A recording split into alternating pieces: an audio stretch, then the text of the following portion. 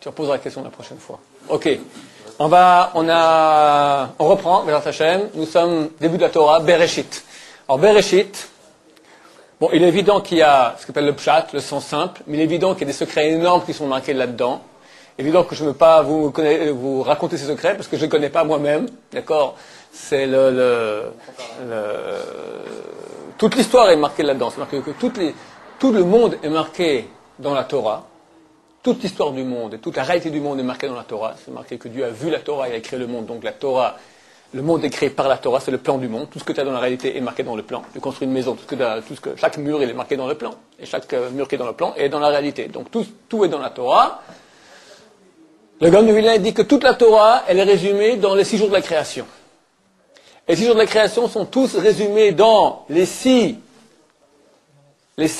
mots du premier verset de la Torah. C'est 6 jours, c'est les 7 jours de la création avec le Shabbat. 7 jours sont tous en résumé dans les 7 mots du premier verset de la Torah.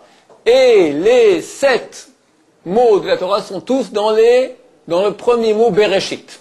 Et tout le Bereshit, il est dans le bet, la première lettre de la Torah, et tout le bet, il est en contracté dans le point à l'intérieur du bet. Donc vous voyez que, évidemment, les choses sont extrêmement profondes et on n'en finirait jamais. Néanmoins, j'ai quand même quelques petites choses intéressantes à vous dire.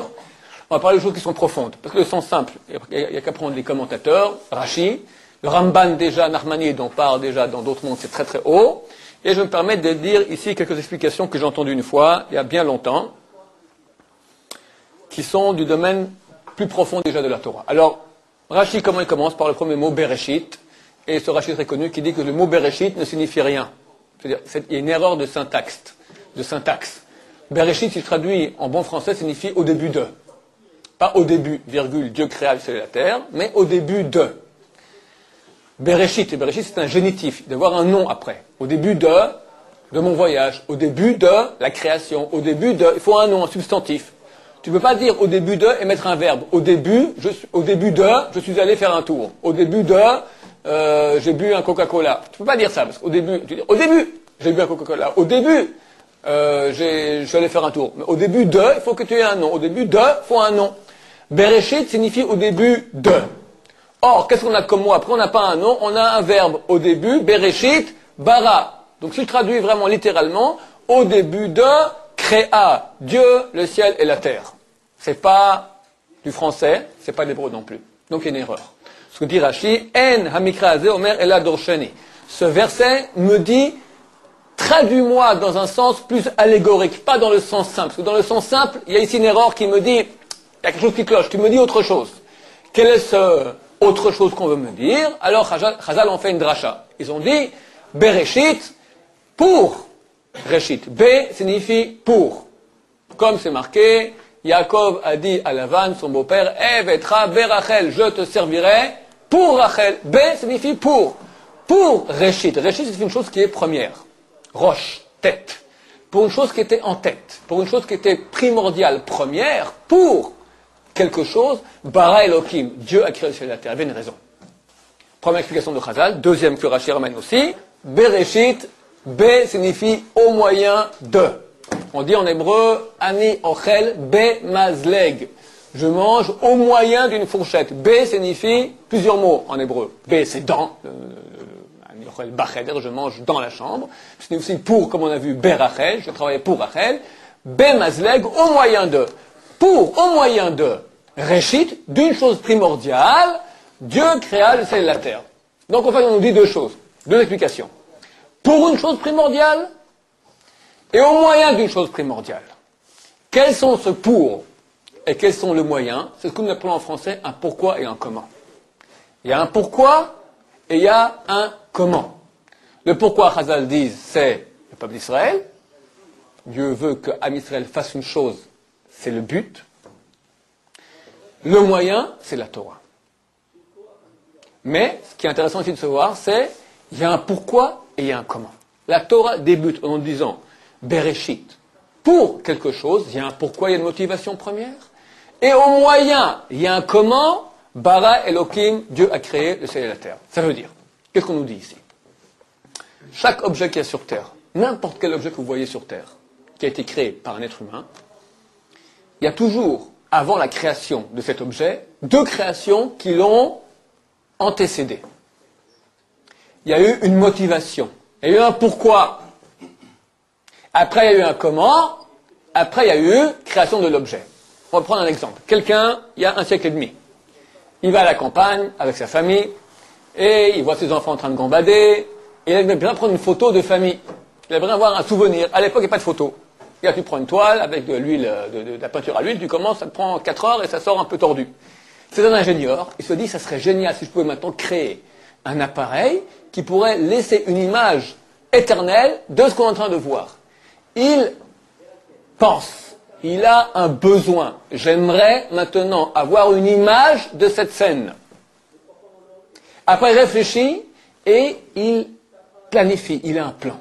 On va prendre maintenant un film qui est sensible à la lumière, on va créer un appareil, il y aura une exposition, etc. Il imagine dans sa tête l'appareil photo.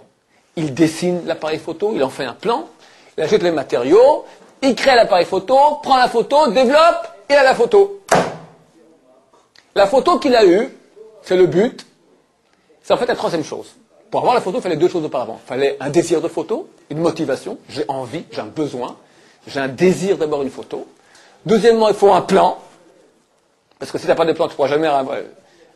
Qu'est-ce qui se passe? Chazal, on dit, sauf Maaseh B'Machshava Trila. La fin d'une action, c'est la pensée primordiale. En fait, la fin de l'action, c'est le but. Elle est en fait la pensée primordiale. Ce que tu as à la fin, c'est toujours ce que tu as au début. Quelqu'un veut créer une maison. Il veut créer un appareil photo, comme je dis, une photo. Toujours, ce qu'il est à la fin, c'est ce qu'il avait au début.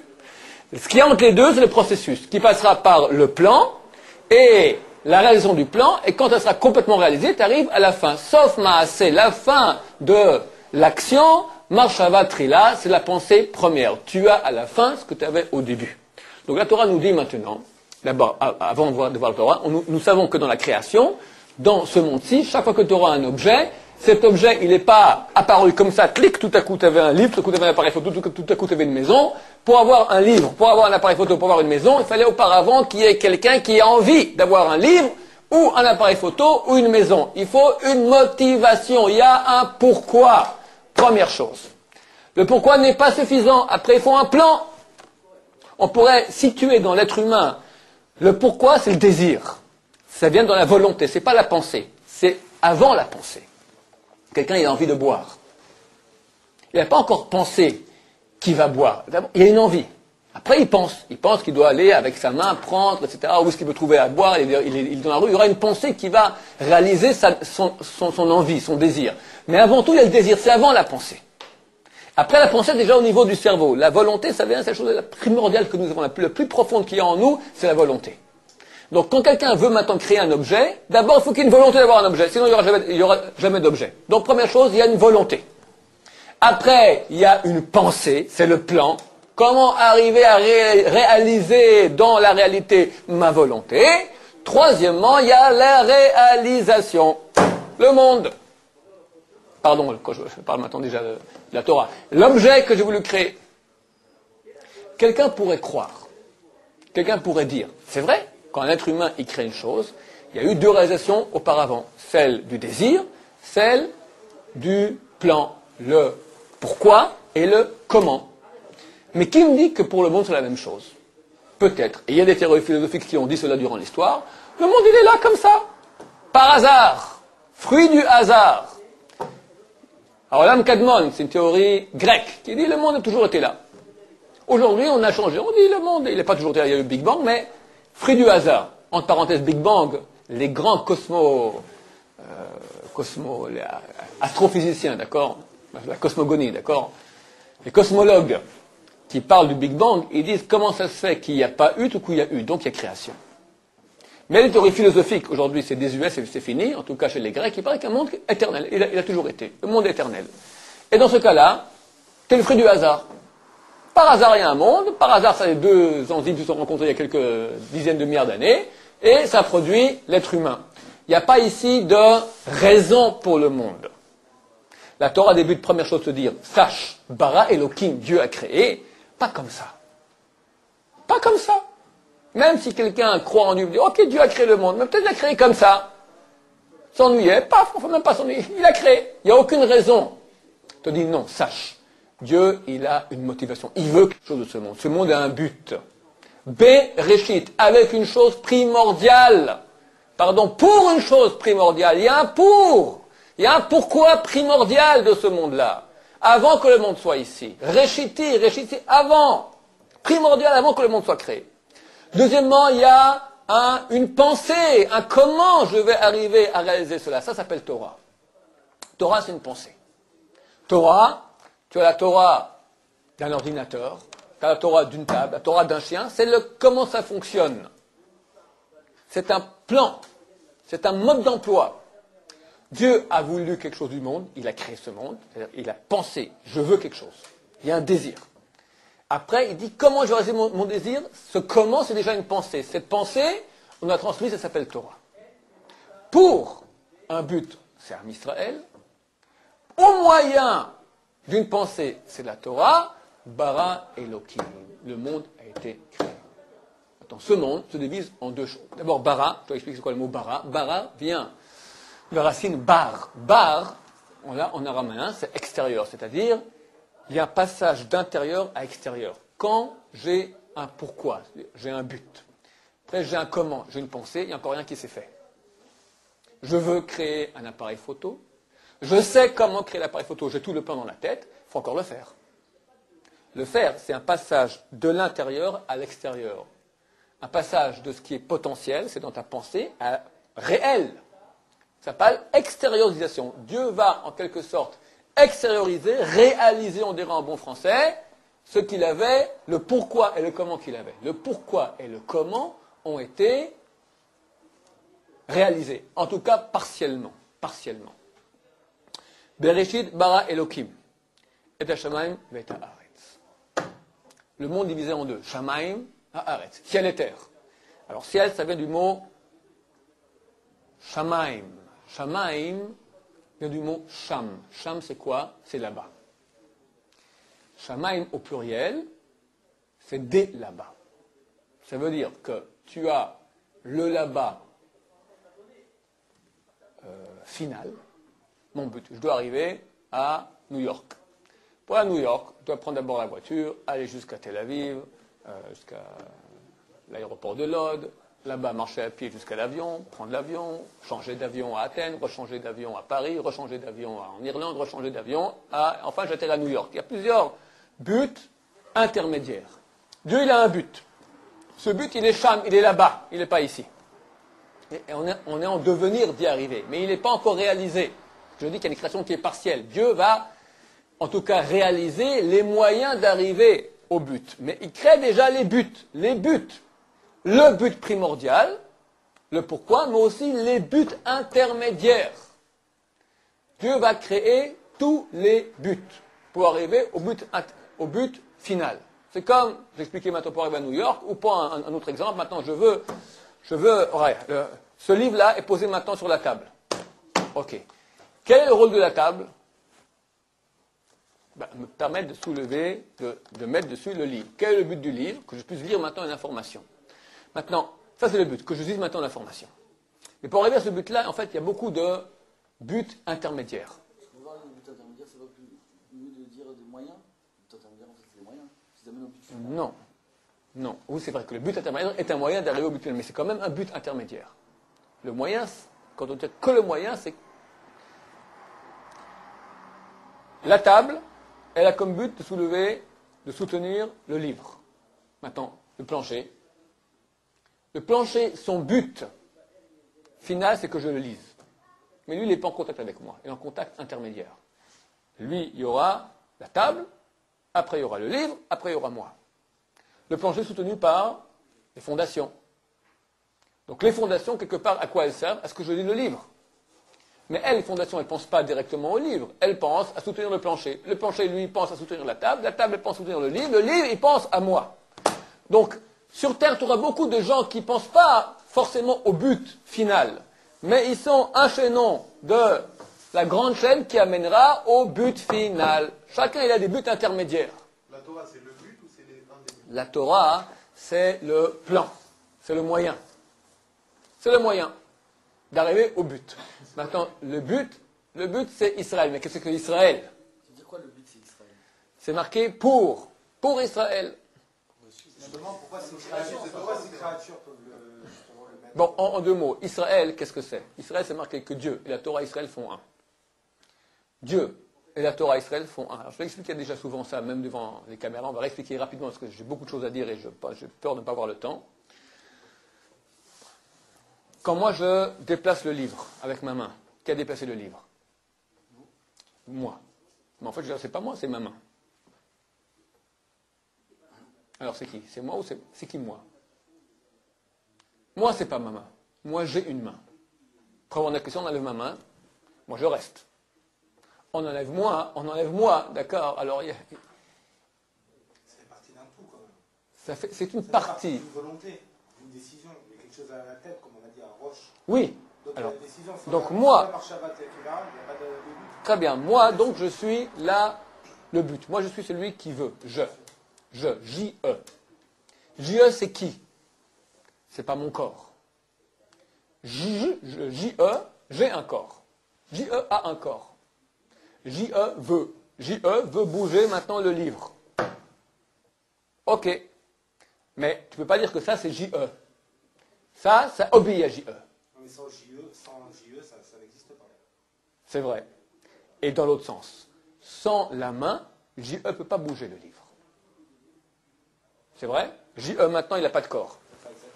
Hein? J-E, il n'a pas de main. J-E, il n'a pas de corps. J-E veut bouger le livre. Allez, il se concentre, il fait quoi? Il fait de la lévitation à distance? Comment il bouge le livre maintenant? J'ai besoin de la main. J'ai besoin de la main. Preuve en est que la main de J-E, elle fait quand même un avec J-E. C'est que quand, avec la main, je te flanque une tarte, tu me dis, pourquoi vous m'avez flanqué? Mais c'est pas moi, c'est ma main. Ouais, vous rigolez. Votre main, c'est vous. Donc, quand je bouge le livre, tu as raison de dire c'est moi. En fait, moi, je t'ai fait un piège. Ouais, d'un côté, c'est pas moi. Parce que mon vrai moi, c'est quoi? Mon vrai moi, c'est moi, J-E, qu'on ne voit pas.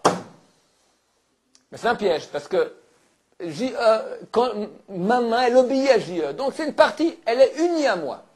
C'est la réalité aussi que des fois, la main n'obéit pas au corps. Il y a des gens qui ne sont pas... Bon, on parle dans le cas où. Dans le cas où. Alors, comment ça se passe? Regardez comment ça se passe. J-E, il veut bouger le livre. Ça, c'est une volonté. La volonté se transforme en pensée. Ça passe dans mon cerveau. C'est le cerveau de J-E. C'est pas J-E, c'est le cerveau de J-E. Il a une pensée. Et le cerveau va maintenant ordonner à la main, c'est la pensée, va ordonner à la main de bouger le livre. Il y a eu 3 étapes. Une volonté, après une pensée, après une réalisation. Dans la création, c'est la même chose. Dieu, c'est la volonté, c'est J-E. Lui, on ne connaît pas. Ce qu'on connaît de lui, c'est sa volonté. Il veut. Pourquoi il veut? Cette volonté va être traduite en pensée. Torah. Le but, c'est qu'on réalise. Am Israël sur terre va réaliser le but et la pensée de Dieu. C'est pour cela que la main, quand elle fait l'acte que j'ai voulu, elle fait un avec moi. Quand je flanque une tarte à quelqu'un, on dit « j'ai donné la claque ». Je dis « c'est faux, c'est ma main ». Mais toi et ta main, vous faites un. Quand Am Israël va faire le but de Dieu sur terre, il fait un avec Dieu. On est nous sommes la main. Ah, il a dit, il y a des fois des mains qui ne font pas le but. Alors à la fin, ils feront. À la fin, Dieu amènera, le but sera réalisé. C'est certain, à la fin, on arrivera. Il y a une fin, c'est certain. Et ça, quand on agit dans le contraire, c'est comme si que Hachem, il est Shalom, Tu es en train de pas d'aller contrairement au but que veut Dieu, que Dieu veut, c'est certain. Ça veut dire en faisant la Torah, on est Messader l'homme. Quand tu fais la Torah, tu deviens Dieu. Ouais, mais Tu deviens la main de Dieu. ça veut dire qu'on met le monde dans le vrai plan dans lequel il doit être. Absolument. La Gemara dans Bava Kama, elle dit page 75b, Adir Bechanan à la fin des temps, les tzadikim seront appelés au nom de Dieu. Un homme, j'appelle Yudke Vavke un homme, Elohim, un homme, s'appelle Dieu. Et là, il y a un Marang qui a fait ça il y a 2000 ans, depuis, ça fait que des guerres, des histoires terribles, d'accord? On a un type qui s'appelait JC, jus de chaussette. Hein? La Gemara, elle dit ça. À la fin des temps, elle dit à la fin des temps. D'accord? Ils ont pris à la fin des temps, ils ne sont pas encore à la fin des temps. D'accord? À la fin des temps, on va appeler les tzadikim au nom de Dieu. Comment on peut dire une chose pareille? Parce que lorsque la main, elle fait exactement ce que je veux, c'est moi. Ma main a donné une tarte maintenant à quelqu'un. C'est contraire à mon désir. Excuse-moi, c'est pas de ma faute. J'ai un problème de nerveux, là, tac, ça se fait des coups comme ça. Et elle dit, ah bon, c'est pas de ta faute. D'accord? Mais maintenant, quand elle fait ce que je veux, ben c'est moi. Je veux faire qu'une tarte à quelqu'un, c'est moi qui ai donné. Donc lorsque maintenant la main obéit exactement à je, elle réalise mon désir, mon pourquoi. Elle réalise mon comment, c'est ma pensée, elle devient un. Lorsque Am Israël va réaliser le but de Dieu sur terre, donc la Torah, c'est la pensée, le but et la pensée de Dieu sont réalisés, on fait un avec Dieu. On est appelé au nom de Dieu. Quand on appelle la main, c'est toi qui as donné la gifle, on dira c'est toi qui représente, c'est toi qui es Dieu sur terre en quelque sorte. Ok? Et pourquoi quand je fais une avéra, je dis pas c'est Dieu qui a fait ça? Quand je bouge ma main, on dit que c'est moi qui ai bougé, on dit pas c'est ma main. C'est maintenant si Israël c'est la main et Hachem c'est je. Si la main elle met une claque à quelqu'un donc elle fait une avéra, on dira pas c'est la main qui a fait ça, mais on dira c'est je. Si la main elle fait une chose que moi je ne veux pas qu'elle fasse, c'est pas moi qui ai fait. Enfin la main elle fait toujours. Non, j'ai un exemple maintenant, un problème nerveux. Il y a un problème, nerveux. Il y a un manque de ribour, de connexion. Il y a une déconnexion entre moi et ma main. Ce qu'on appelle une déconnexion entre ce qu'on appelle un chet, un pécha, d'accord? Un péché, c'est quoi? C'est que tu dévies. C'est du arbitre aussi. Hein? Avant l'événement, il vous tord. C'est-à-dire, Dieu veut une chose, tac, tout coup, il y a une déconnexion, pac. Dieu a voulu qu'il y ait un moyen d'être déconnecté, oui. C'est certain. Dieu a permis qu'il y ait un certain temps moyen d'être déconnecté pour qu'on puisse faire par nous-mêmes. Pour des raisons qu'on va étudier ultérieurement ou qu'on a déjà aussi étudiées. Je ne vais pas tout mélanger maintenant. Dieu a voulu que la main soit libre de oui faire ou de ne pas faire. Mais lorsqu'elle fait, elle devient Dieu. Comment est-ce qu'ils peuvent être persuadés les autres religions monothéistes que aussi eux ils ont la mission suprême?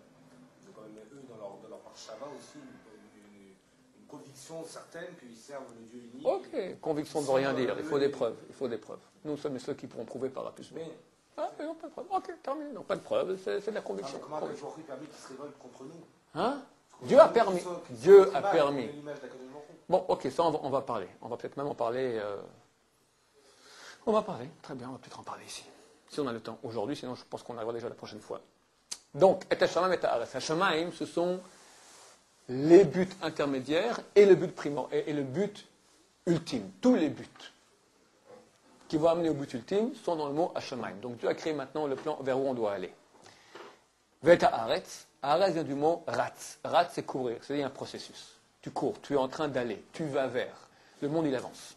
Le monde, il avance. Quand quelqu'un voit le monde, qu'est-ce qu'il voit? Il voit, ça grouille. Les gens bougent, les gens font, ça avance. C'est pas statique, les choses avancent. Haaretz, la terre, c'est ça. On est en processus d'aller vers. Dieu a créé le vers, le sham ultime, et les shamaim, les shamim, tous les vers, tous les buts intermédiaires. Et il a créé maintenant le processus qu'on avance. Ça, c'est Haaretz. Nous sommes sur terre, c'est-à-dire nous sommes en processus d'aller réaliser les buts intermédiaires qui vont amener au but primordial. Qui est le but ultime? Primordial égale ultime. C'est clair? Premier verset, on a fini. Fantastique. Va'aretz hayta tohu vavohu. La terre était tohu vavohu. C'est-à-dire que cet endroit-là qu'on appelle la terre, du processus qui va amener à la réalisation du but, elle était tohu vavohu. C'est quoi tohu vavohu? Tohu bohu. En bon français, on appelle ça du chaos. C'est pas ordonné. C'est quoi ta chambre qui est comme un tohu bohu? Voilà, Rashi dit différemment. Que dit Rashi? Tohu bohu, deux mots. Tohu vient du mot tohe. Tohe, quelqu'un qui est en état il dit même très bien traduit en français, étourdissement, d'accord? Mais c'est pas étourdissement que c'est trop fort, c'est-à-dire, on est en état de tehia, c'est-à-dire d'étonnement, de non-compréhension, de non-appréhension en bon français. Ça veut dire,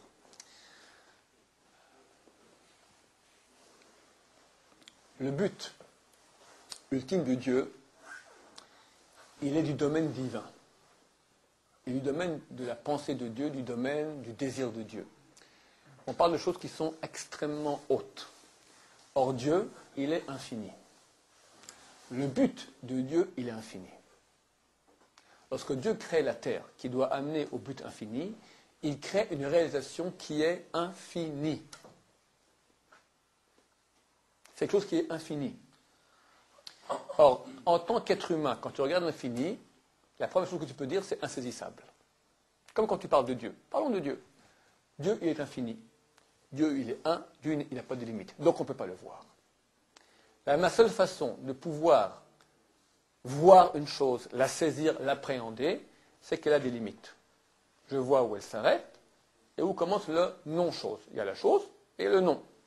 La nuance entre les deux, la limite entre les deux, c'est ça qui définit. Tu définis une chose par ses limites. Une chose qui est illimitée, tu ne la vois pas. J'ai très souvent donné cet exemple, je le reprends ici. Si j'avais un monde qui était fait d'une seule couleur, rouge, vif, phosphorescent, on ne le verrait pas. Parce qu'il n'est que rouge. Donc tu n'as pas de moyen relatif qui te permet de définir ce rouge, parce que tout est rouge. Donc tu ne vois pas que c'est rouge.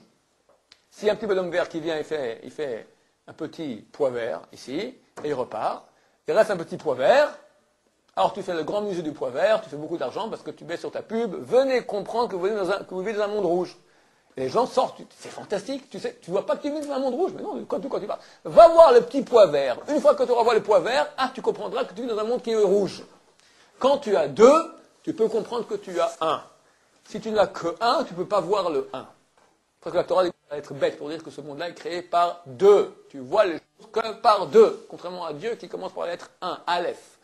Anochi Hashem, je suis ton Dieu, c'est la première lettre des 10 commandements où Dieu se dévoile, c'est 1, Aleph. Dieu, il est 1, donc on ne peut pas le voir.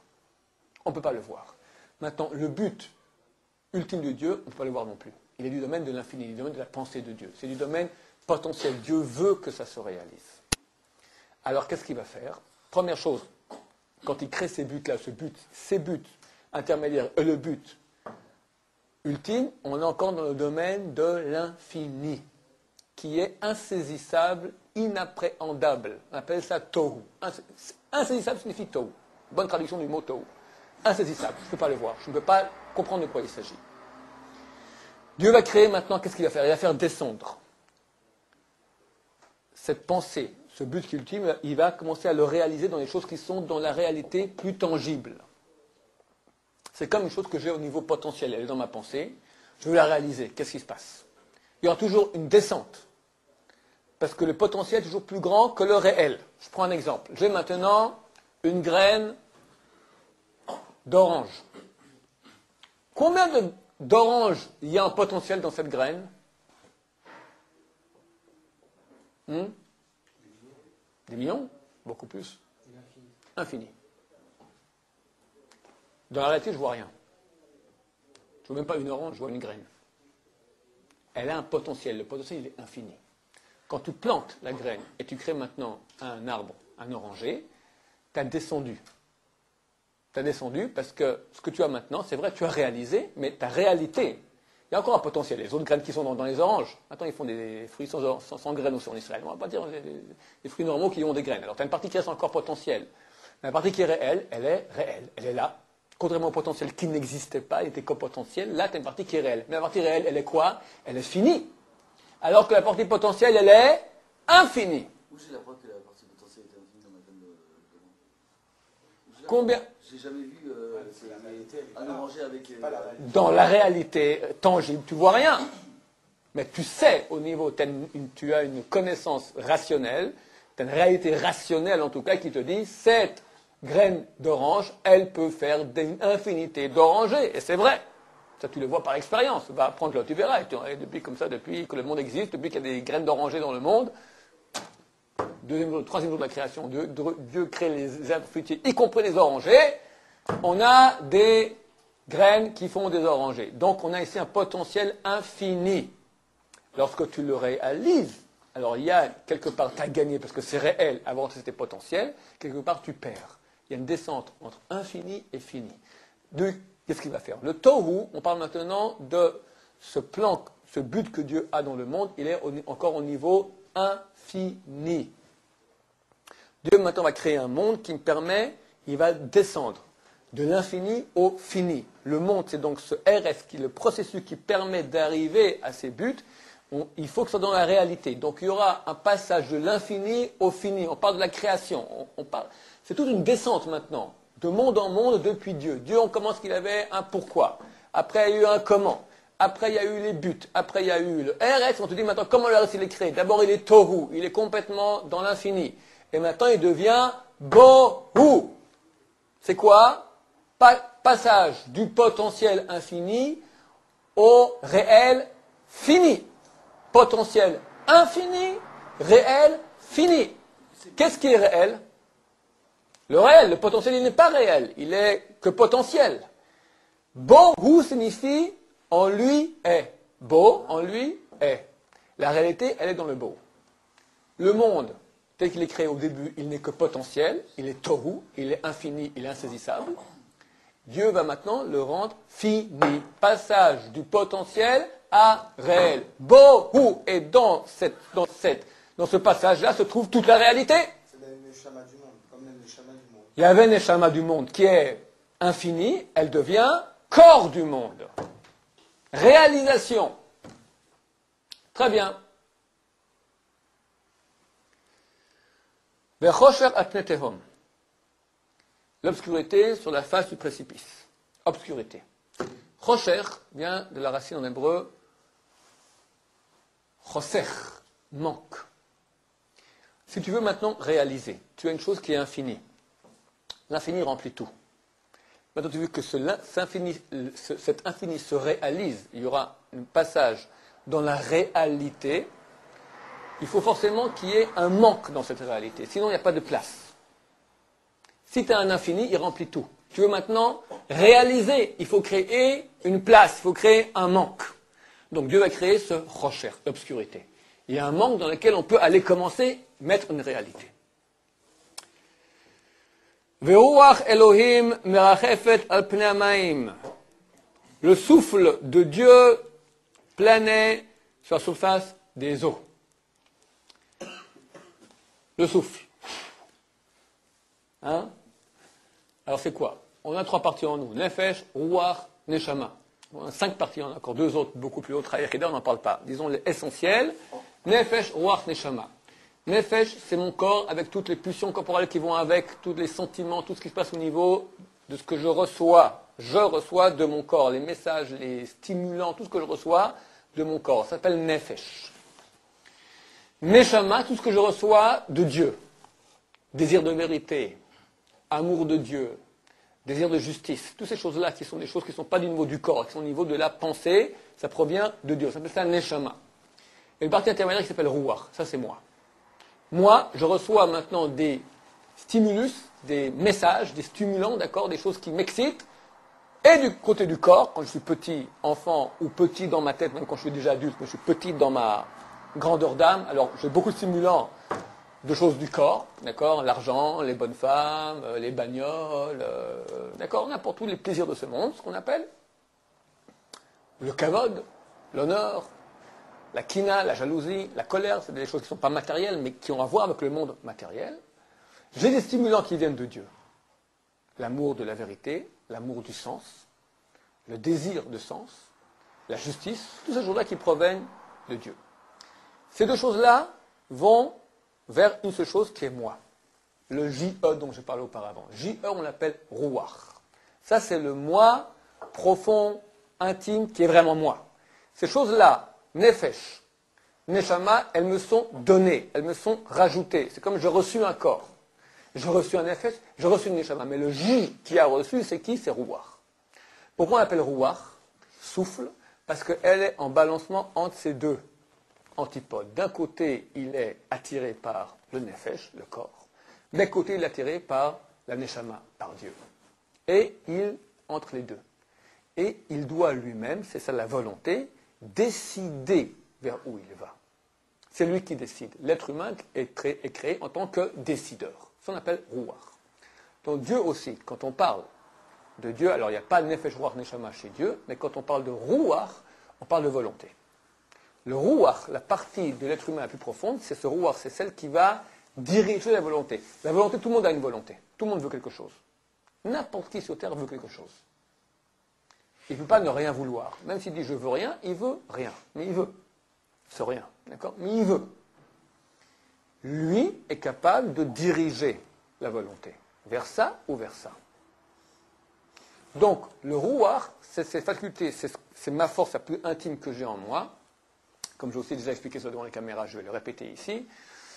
La source est dans Rabbi Yehuda Chassid qui dit, si tu veux honorer quelqu'un, tu peux l'honorer pourquoi? Tu peux l'honorer parce qu'il est riche, tu peux l'honorer parce qu'il est beau, tu peux l'honorer parce qu'il est intelligent, tu peux l'honorer parce qu'il est sympathique. Tu ne l'honores pas. Tu honores sa richesse, c'est pas lui.